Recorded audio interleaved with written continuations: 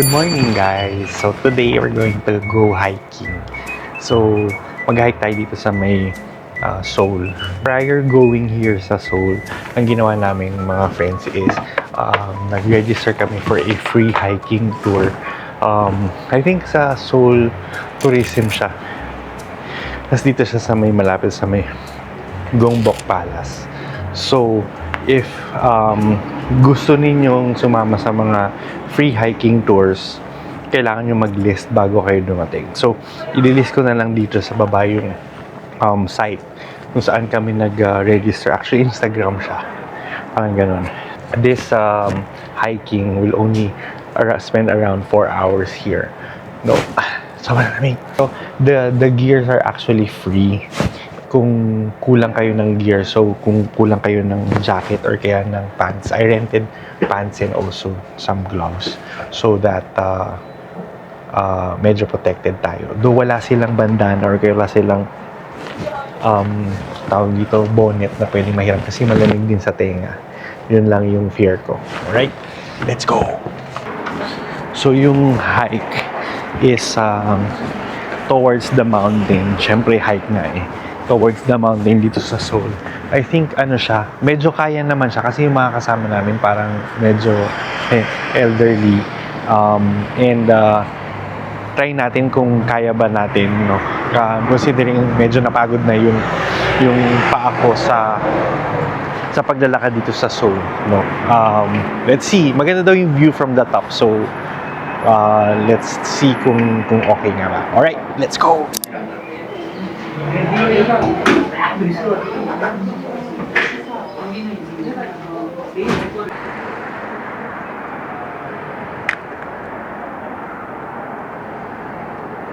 Tapos yung registration dito, free lang siya. Wala siyang donation.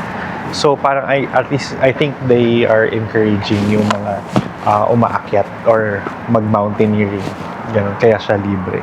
So, kung may time kayo, may extra day kayo, pwede kayong mag-register kung mayroon silang schedule ng hiking. 3 hours, maximum 3 hours, 30 minutes. We start from here, Gokjang. Before that, the backside of Seoul or Bukhansan, we can glance Gimong or Gyeongsangan. Today we are going part of the Bukhansan. Wednesday we are going to Gyeongsangan. And there's a Friday. So, nagsisimula na kami na mag-hike paakyat. Dito pa lang kami sa may baba. Hinihingal ako. Kaysan. Pagdami. Napapagod na ako.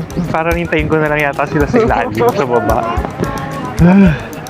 Balik tayo sa Starbucks. Kaya nga, magsa-Starbucks na lang ako. Sige, update ko kayo later.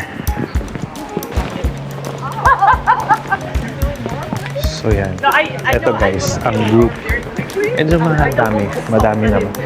Ilan siya, hindi ko alam kung mag-ilan, parang mga 30 yata. Dami.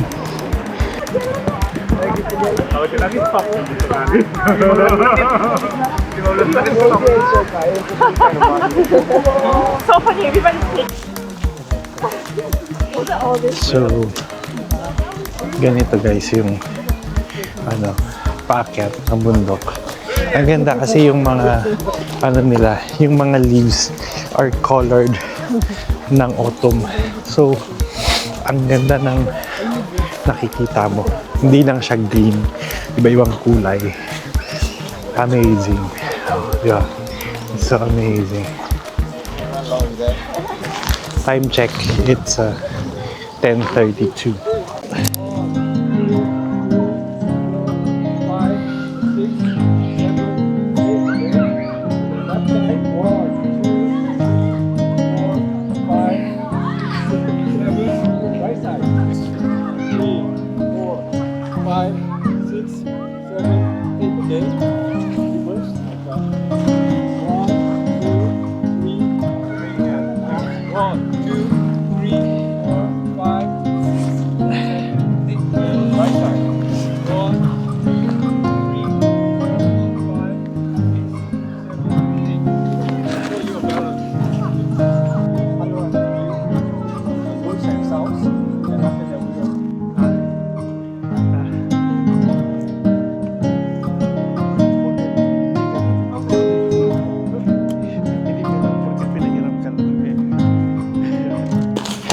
So guys, ano naman siya? May mga stairs naman. Para siyang hiking ng nakas. May mga stairs. Hindi naman siya rough road.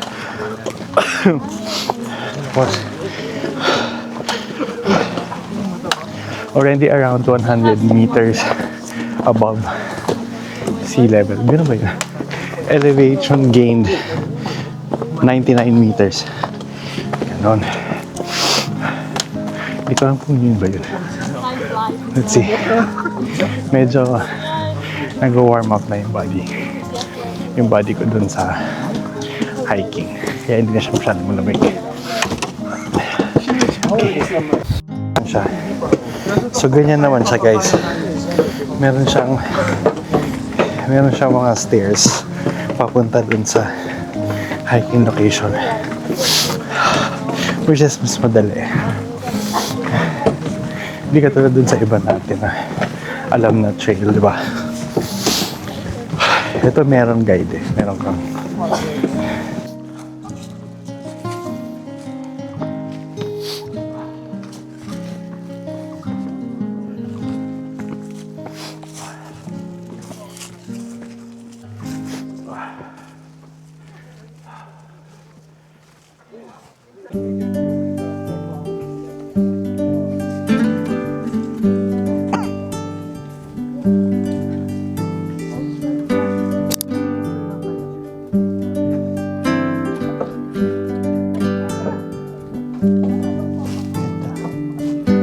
so nice. Yeah. It's double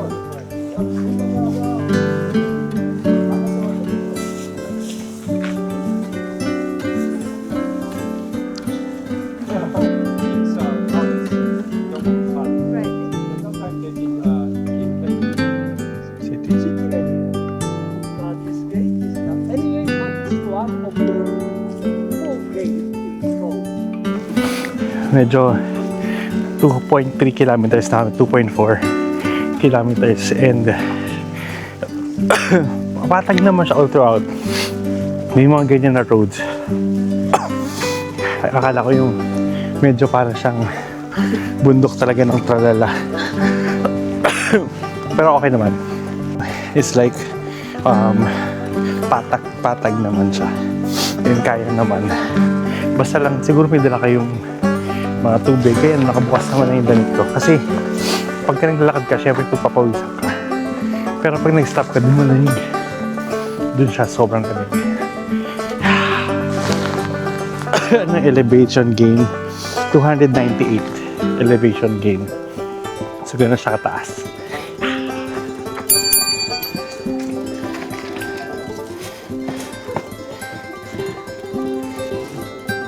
So dito na kami sa peak guys. Dito na. After like 67 minutes we reach the top most area. Tapos meron pa mga ibang mountain pala na pinupuntahan sila. Pakita ko sa inyo. Yan. Ayan, isang tower pa yan guys. Isang, yan. Pero wala lang.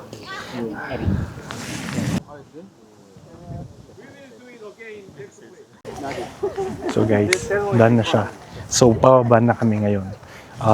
The total elevation gain is around 338 meters elevation gain.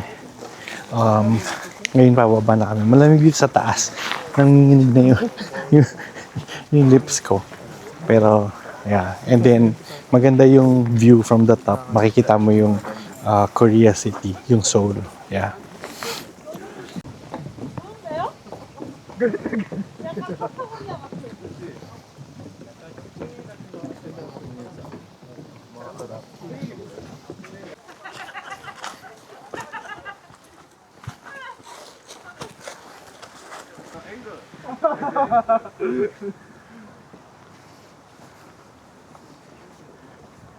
Ang galing guys kasi meron silang mga talagang dedicated na mga daan for hiking.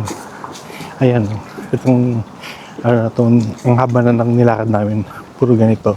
So parang talagang they are encouraging ng hiking, trailing sa mga tao dito. No? Both for locals and also for foreigners. So, ganda. So guys, nandito na kami sa may isang pavilion. I forgot kung ano siya. So magstay muna kami dito for 25 minutes. Kung gustong kumain, pwedeng magkumain. Yeah, so nilakad na kami mula dun sa kanina sa top, tapos papunta dito. Tapos makikita mo yung view ng Korea. Wow, ganun siya. Masaya yung trip. Pwede ka magkaroon ng quiet time. Yeah, just appreciate the beauty of nature. Wow. So, pasok tayo.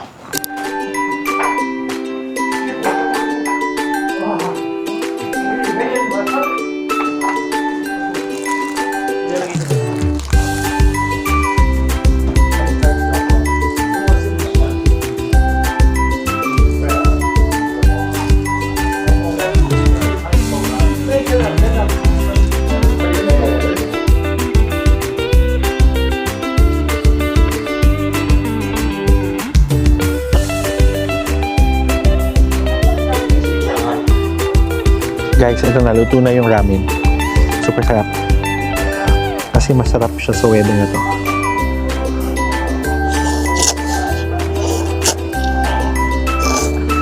Super yummy.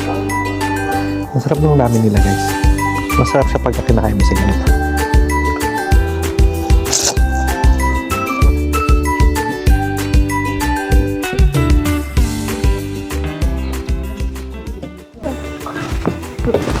So guys, parang iba yung dinaanan namin. At hindi namin dinaanan kanina. Ang ganda ng view pababa. It's nice.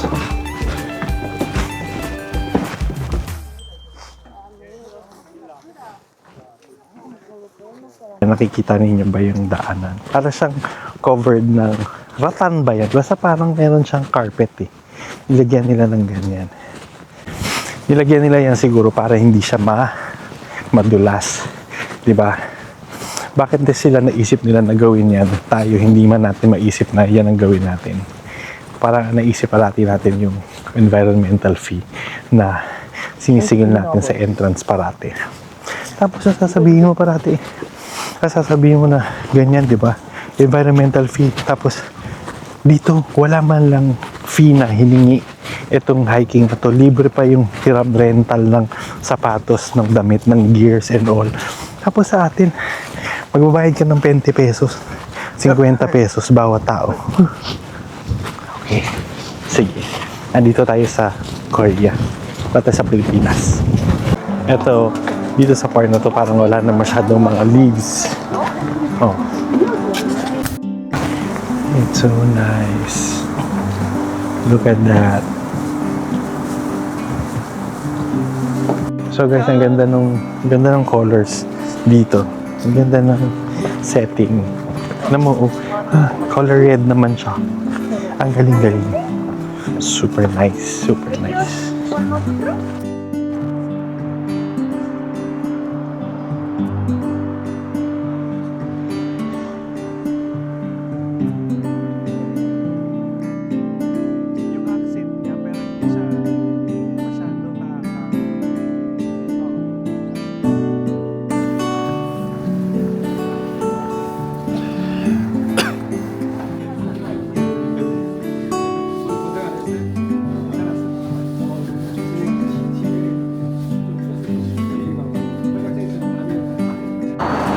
Ayun guys, so nandito na kami ulit and done na kami with the hiking.